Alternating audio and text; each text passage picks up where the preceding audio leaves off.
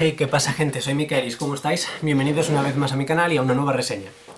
Hacía mucho que no traía una reseña y esta en concreto tenía muchas ganas de hacerla. Hoy vengo a hablaros de la cuarta entrega de las pruebas de Apolo de Rick Riordan, que se titula La tumba del tirano. Y probablemente los que ya habéis visto mis reseñas de esta saga diréis: ¡Hey! Por fin nos han traído la buena portada a España. Pues más o menos. Esto es un póster. Esta es la portada de verdad. Que bueno, no es mala exactamente, pero ya sabéis que este estilo no me acaba de convencer y me gusta más este otro. Esto es realmente un póster que te muestra... Espera un momento... Pues los distintos personajes divinos y sus parentescos con el protagonista. Cosa que está muy guay, pero oye, puestos a traer contenido adicional al libro, preferiría que fuesen los relatos cortos que a veces meten los libros de Rick Riordan y que en las editoriales de España normalmente prefieren recopilar cuando tienen varios en un solo libro o directamente no traducirlos, cosa que me da bastante lástima, pero bueno. Vale. Esta reseña va a ser de esta manera. Os voy a hablar un poco de la saga, luego del libro, sin hacer spoilers, luego diré qué me gusta y qué no de este libro, también sin hacer spoilers, y por último llegará a una parte en la que avisaré antes de empezar y que sí que contendrá distintos datos y momentos del libro que no me acabaron de hacer gracia o que sí me gustaron, pero que sí que destripan partes de la trama, o sea que ahí no os preocupéis, que ya os avisaré yo para deciros: hey, si no habéis leído el libro, marchaos. Vale, ¿os parece bien? A mí me parece bien. Empezamos. Vale, para quien no lo sepa, Rick Riordan es un autor estadounidense que se ha hecho famoso principalmente por sus libros sobre mitología adaptada al mundo moderno, es decir, la mitología griega, romana, egipcia, nórdica, y sus personajes que se han adaptado conforme han pasado los años y los siglos para sobrevivir en el mundo moderno. Y ahora, por ejemplo, los dioses griegos tienen su base, el centro de su poder, en Estados Unidos. Y bueno, así con muchas mitologías. De hecho, su saga principal, la que le ha hecho famoso, es la de Percy Jackson y los dioses del Olimpo, que básicamente trata la mitología griega. Luego continúa con los héroes del Olimpo, y aquí incluye la mitología romana, pasa a ser mitología greco-romana. Y por último tenemos las pruebas de Apolo, que es en la cual metemos a este libro, La tumba del tirano. Esta saga tiene como protagonista al dios Apolo, el dios de las artes, de las profecías, de la curación, del sol. Es el dios de muchas cosas. Y que por su orgullo y por haber sido, según su padre Zeus, el responsable de crear varias profecías que casi acaban con los dioses, es expulsado del Olimpo y lo convierten en mortal, de manera que tiene que hacer una serie de pruebas que de alguna manera le rediman y le permitan recuperar su estatus divino. Y para ello tiene que servir a una semidiosa, una hija de Demeter, la diosa de la cosecha, llamada Meg McCaffrey, que es muy adorable y da mucho miedo al mismo tiempo. Vale, los tres primeros libros básicamente cubren las aventuras de Apolo y Meg mientras, bueno, viajan por diferentes partes de Estados Unidos resolviendo problemas con los distintos oráculos que en la antigüedad existían en el territorio entre Europa y Asia, pero que ahora, con el cambio del foco de poder de los dioses olímpicos, también los oráculos se han movido. Y bueno, en los diferentes libros Apolo y Meg van resolviendo asuntos de estos oráculos mientras luchan contra los emperadores romanos. Concretamente 3 emperadores romanos que en su momento la historia oficial dice que murieron, pero que por el culto que hubo alrededor de ellos, esa especie de cosa que tenían de creerse dioses emperadores, sobrevivieron de alguna manera con una especie de pseudo inmortalidad y ahora quieren dominar el mundo, porque son emperadores romanos, ¿qué otra cosa iban a querer hacer? Vale, en este libro concretamente Apolo y Meg llegan al campamento Júpiter, el lugar donde los semidioses romanos se entrenan para sobrevivir en el mundo, y que ahora mismo está recibiendo muchos ataques y además tienen un centro profético propio, los libros sibilinos, que están siendo transcritos por una arpía llamada Hela y un cíclope llamado Tyson, una pareja a la que ya conocemos de anteriores sagas y que son muy adorables. Vale, no voy a destripar demasiado de la trama, así que voy a pasar directamente a lo que me gusta y lo que no de este libro. En general el libro me ha causado una muy buena impresión, o sea, creo que las expectativas que dejaron abiertas en el anterior libro y las que dejaron incumplidas en el anterior libro, porque quien haya visto la reseña verá que tenía muchas ganas de ver el campamento Júpiter en el anterior y no nos lo dieron. Este lo cumple con creces y ha sido en general muy satisfactorio. Vale, cosas buenas y concretas de este libro. Perdón que me enrollo mucho. Por un lado la traducción. Ignacio Calvo, el traductor de esta saga de libros, ha mejorado bastante con respecto al principio. Ha dejado de traducir nombres de personajes simplemente por hacer explícito un juego de palabras. Por poner un ejemplo, había dos personajes en el primer libro que se llamaban Holly y Laurel Victor. En inglés sus nombres serían Laurel y Acebo, y así los tradujo él porque quería dejar claro de, hey, tienen nombres de plantas. Y el nombre Víctor, o sea, perdón, el apellido Víctor, lo tradujo como vencedor porque quería dejar completamente explícito que eran hijas de la diosa de la victoria. Y yo como, ¿vale? Fue un gran disgusto leer eso. Y en el tercer libro pasó algo parecido. No, perdón, en el segundo libro pasó algo parecido. Una cazadora se llamaba Hunter y para hacer el juego de palabras tradujo su nombre y la llamó cazadora Kowalski. Y yo como, a ver, podrías haber dicho, oh, te llamas Hunter, eso significa cazadora, tiene gracia. O sea, cambiar una línea del texto original solo para poder explicar el chiste es mejor que cambiarle el nombre al personaje y poner cazadora Kowalski, o sea, un nombre español que encima no existe, con un apellido polaco o ruso. Polaco creo. Bueno, eso. Pues eso, que Ignacio ha mejorado bastante. En este libro no hay ninguna aberración de la traducción. Y erratas creo que solo hay una, pero es simplemente una letra que estaba donde no debía. O sea que muy guay. Vale, vemos una gran evolución de los personajes de Meg y de Lester, que evidentemente había en los anteriores libros, pero en esta podemos ver realmente hasta qué punto se ha estrechado la amistad entre ellos y el hecho de que Meg, que no es realmente una gran aficionada de compartir sus sentimientos, pues realmente quiere mucho a Apolo, es como una hermana pequeña para él y él como un hermano mayor para ella. Y Apolo, por su parte, o Lester, como es su alias divino, su alias mortal, perdón, realmente está mostrando que incluso con esta cosa de, oh, soy mortal, soy mucho más débil que antes, mejora como personaje, no está todo el rato con esta cosa que tenían los dos primeros libros de, ay, soy un debilucho, no puedo hacer nada. Ha mejorado, tiene algunas de sus habilidades divinas recuperadas, como el tiro con arco, mola mucho, y no sé. Han mejorado mucho en general como personaje, no sé cómo decirlo sin haceros spoilers, lo siento. Vale, por otro lado también está muy bien que, siendo el campamento Júpiter la ambientación general del libro, podamos ver de nuevo a personajes como Aisel, Levesque, Frank Zang, Reina Ávila Ramírez Arellano, Tyson y Ella.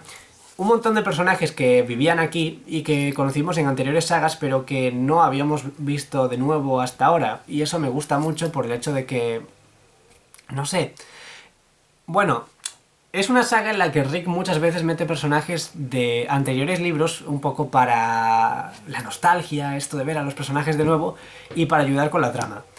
Y si bien soy partidario de que los personajes nuevos tengan más importancia, no hacerlo todo un festival de la nostalgia, está bien verlos de nuevo, ver cómo han cambiado como personajes y ver cómo han evolucionado. No sé, es agradable. De todos modos, personajes nuevos.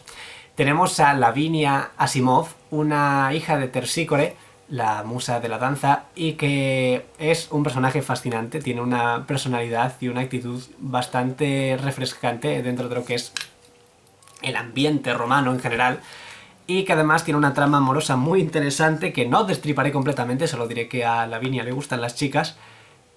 O sea, no, lo interesante no es que le gusten las chicas, aunque sí mola ver la representación, evidentemente, gracias Rick, sino el hecho de que su crush, su interés amoroso es... Bueno, no diré más, no puedo hacer spoilers, lo siento. Vale, ¿qué más?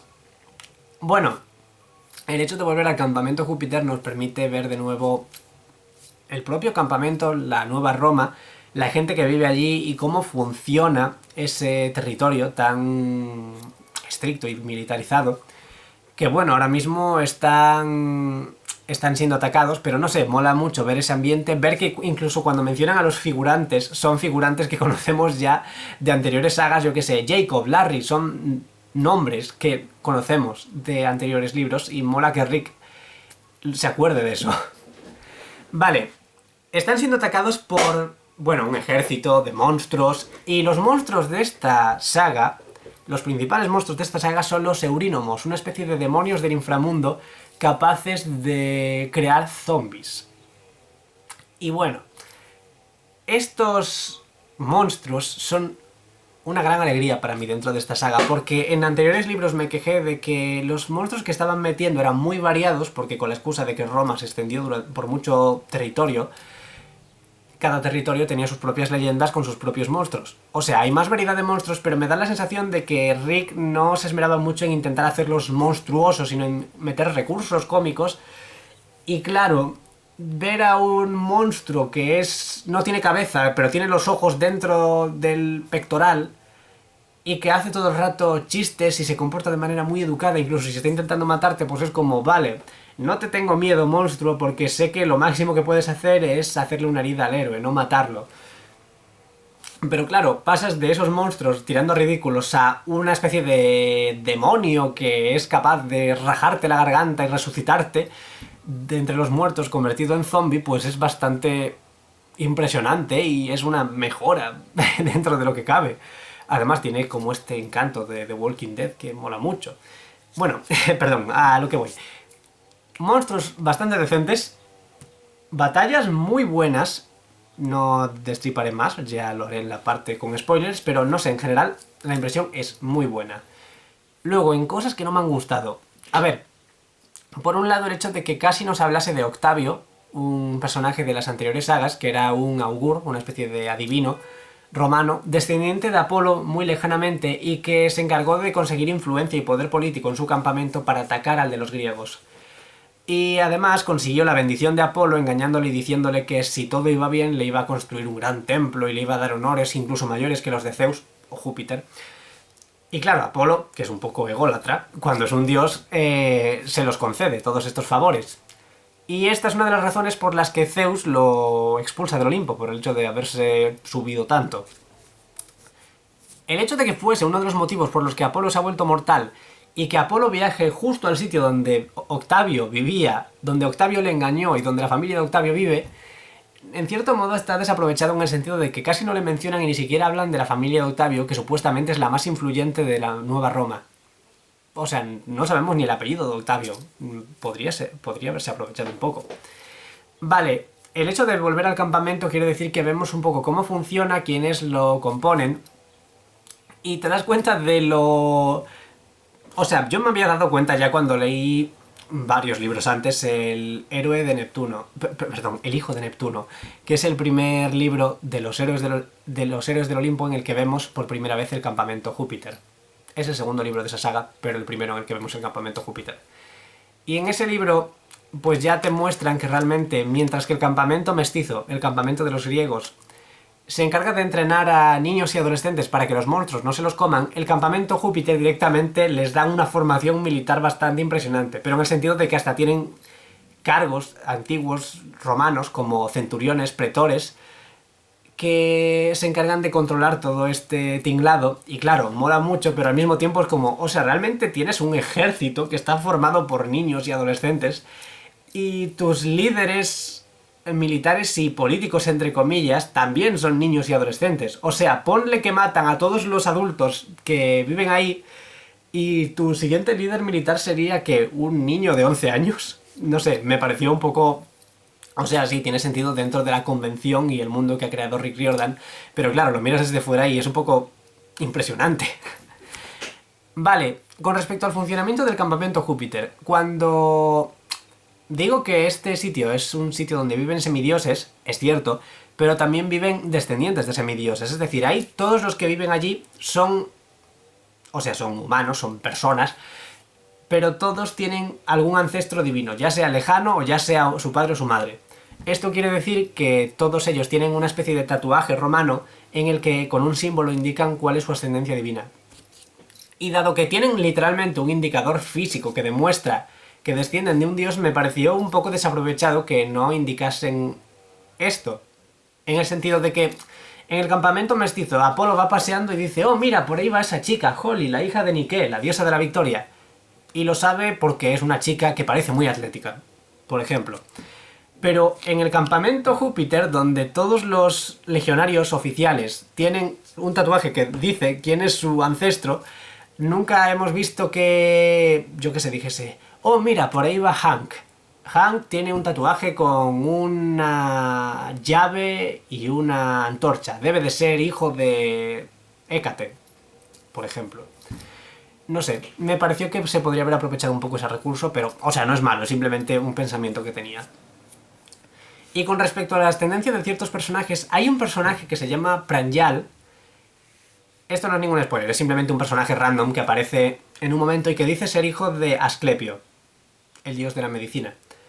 La cosa es que es un semidios romano, que vive entre los romanos.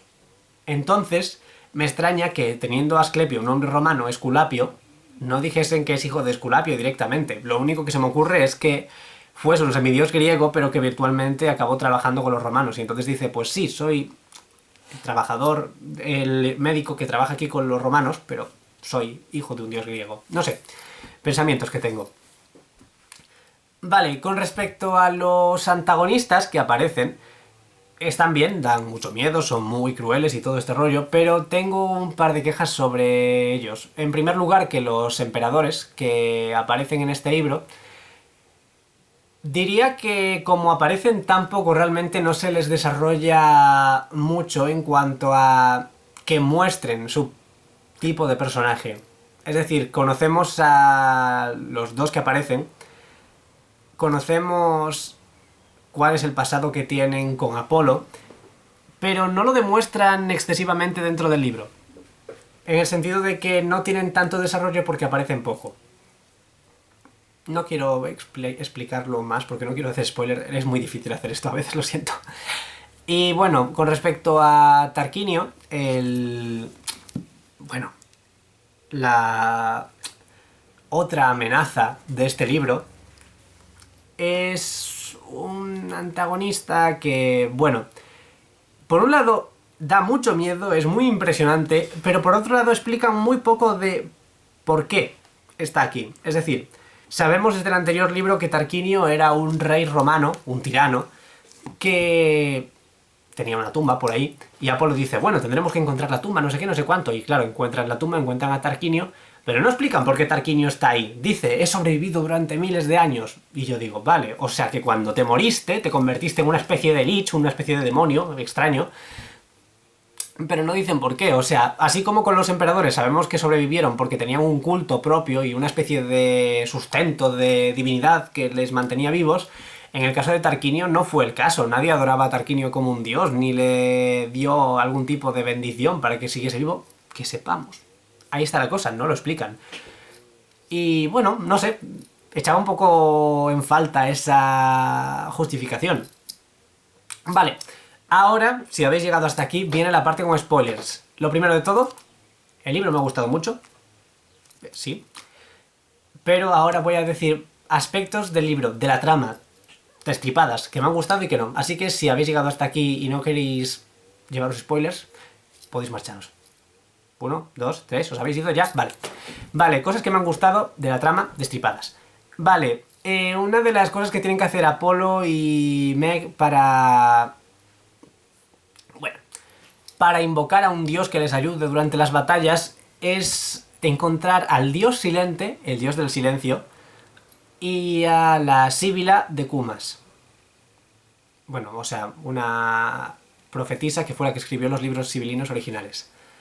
El dios Silente, que dicen no hay ningún dios romano griego del silencio, yo digo, bueno, más o menos, o sea, tenemos a Tácita, una diosa que si bien no es diosa del silencio per se, es una diosa muda, y que, bueno, sí, se la relaciona mucho con el silencio. Yo habría tirado por ahí en mis suposiciones sobre dioses silenciosos, pero no, el dios silencioso es Harpócrates, un dios tolemaico, es decir, de la época en la que Egipto estaba influenciado mucho por la cultura greco-romana y por tanto tiene una especie de personalidad dual entre griego y romano muy confusa. Me gustó mucho que usasen ese recurso de Roma llegó hasta Egipto y Roma, de alguna manera, se apropió de divinidades de Egipto o la suprimió también. No sé, me pareció un recurso interesante y el hecho de que Harpócrates, un dios que además, por lo visto, Apolo le hacía algo de bullying cuando era inmortal, da mucho más rollo. El hecho de que se encontrase con el espíritu de la Síbila y se hiciesen amigos y se hiciesen de alguna manera pareja es bonito en cierto modo. No sé, me gustó mucho. Me gustó mucho también que cuando por fin utilizan la esencia de ellos dos para invocar a una diosa fuese Artemisa o Diana quien aparece y que muestre real afecto por su hermano. O sea, siempre han metido este rollo de uy, somos mellizos, tenemos rivalidad entre nosotros, te quiero, me has dicho te quiero, te voy a dar un puñetazo en el hombro para que no parezca que tengo sentimientos. Y que Artemisa o Diana, bueno, como lo queréis llamar, realmente muestre ese afecto entre los dos hermanos, no sé, me parece muy satisfactorio. O sea, es un poco de, vale, sí, esto es humor, entre comillas, pero, hey, también hay sentimientos, está bien. Y por supuesto, el final con la muerte de 2 de los 3 emperadores del triunvirato fue tan satisfactorio, me encantó. Aunque eso sí, la muerte, y ahora pasamos a lo malo, de los emperadores fue causada en parte por el sacrificio de Frank Zan, que tenía una maldición según la cual viviría tanto como durase un trozo de madera que tenía siempre guardado en una bolsa consigo. La cosa es, él dice, bueno, si tengo que morir, al menos que sea con estilo. Coge el palo, lo enciende y crea una especie de explosión de fuego mágico vital que se carga a un emperador y deja al otro tan débil que Apolo se lo puede cargar con una especie de grito ultrasónico. No sé. Y después de esto tú dices, madre mía, se nos ha muerto Frank. Que yo estaba evidentemente desconsolado porque Frank era uno de mis personajes favoritos. Pero no, Frank está vivo. Y Apolo lo explica como de, sí, Frank se hizo cargo de su propio destino y entonces de alguna manera se liberó de la maldición de estar vinculado al palo. Quizá Juno, la diosa que le puso esa maldición, le liberó de ese destino. Y yo estoy como, vale, lo que dices tiene sentido, pero al mismo tiempo es como una explicación muy vaga. O sea, es como que nos llevan vendiendo durante 2 sagas enteras prácticamente, que es un destino inevitable y de golpe nos dicen, no, sí, tú tienes que aceptar tu destino, que estás destinado a morir pinchado por una rueca, pues tú pínchate con la rueca a propósito para que te liberes del destino, no sé, me hizo un poco de gracia. Y por último, pero no menos importante, Reina, la pretora Reina, la hija de Belona Reina, que durante también 2 sagas enteras prácticamente nos dicen que no va a poder de alguna manera encontrar paz emocionalmente con ningún semidios. La gente cuando le dijeron esto, esta especie de profecía amorosa, pensaba de, bueno, eso quiere decir que se va a enamorar de un mortal, o eso quiere decir que se va a enamorar de una semidiosa chica, o esto quiere decir que no se va a enamorar de nadie porque es su propia persona y es independiente. Opción que es perfectamente válida y de hecho es la que mejor me parecía. Y había gente incluso que quiere decir de, bueno, eso quiere decir que se va a enamorar de un dios, y por eso había gente que la shipeaba un montón con Apolo. Bueno, resulta que el hecho de que Apolo le ofrezca esa opción de, oye, si quieres podemos hacernos novios, y eso de alguna manera te libera de esa maldición que te puso Venus. Reina se descojona, y de alguna manera esto le alivia el hecho de que, oye, no tengo por qué escoger esto si no quiero. Y después de todo el conflicto, de todo el libro, Reina acaba herida, o sea, se hace daño en una pierna y dice, bueno, estoy hasta el gorro de estar liderando a los romanos, así que voy a dimitir y le voy a dar mi puesto a Isel. Y yo digo, vale. Las cazadoras de Artemisa, o de Diana, están allí en ese momento, y Reina dice, bueno, pues me voy a unir a la caza. Y yo digo, o sea, tanto rollo con que no necesitas a nadie, tanto rollo con que quieres descansar, tanto rollo con... no sé, es como que cuando por fin puede ser independiente y largarse a otro sitio, decide unirse a un culto de gente que se mantiene inmortal toda la vida sin poder salir con nadie, cuando literalmente unas páginas antes ha dicho de sí, cuando salga con alguien serán mis propios términos y cuando yo quiera. Que a ver, igual he entendido mal el juramento y la gente si quiere puede irse de ese club, pero hasta donde sé no es posible. En cualquier caso, no sé, me pareció un poco absurdo el hecho de que la metiesen así, porque además dice, quiero descansar, tengo una pierna rota, y no, nos vamos a ir de cacería a buscar a un zorro gigante, que es imposible cazarlo completamente. En cierto modo me pareció que Rick estaba como intentando satisfacer a todas las partes. La parte que decía de no, Reina en realidad debería estar con Talia, la líder de las cazadoras de Artemisa, o no, Reina no debería estar con Apolo, no, Reina debería ser lesbiana, Reina debería tal, Reina debería cual. Al final es como que concilió todas estas facciones de shippers y no shippers, haciendo que Reina acabase con Talia, pero como su amiga, y que Reina acabase independiente, pero al mismo tiempo no, no sé. Me pareció que no estuvo de todo dentro de personaje por el hecho de que cuando por fin puede y quiere tener una vida tranquila, la metas en un grupo de gente que se va a cazar monstruos peligrosos todo el día. Es que literalmente tiene una pierna rota. No puede ir a hacer esas cosas. Pero no sé. Quitando todo esto, quitando la parte mala, que realmente no es tan amplia como la parte buena, o eso me parece a mí, creo que ha sido un libro muy bueno, muy satisfactorio y, honestamente, notaza, yo le doy un 9 o un 10. Creo que es un libro muy bueno. Creo que el quinto libro va a ser... Espero que mejor, aunque el hecho de que tenga unas expectativas tan altas me hace pensar que quizá me decepcione un poco. No sé. Espero que La Torre de Nerón, que es el último libro, esté a la altura. Porque este me ha gustado mucho. Y bueno, espero que os haya gustado a vosotros también la reseña. Espero que os haya gustado, que le deis like, que os suscribáis y todo ese rollo. Y si queréis podéis dejar en los comentarios qué os ha parecido y nos vemos en el próximo vídeo. ¡Chao!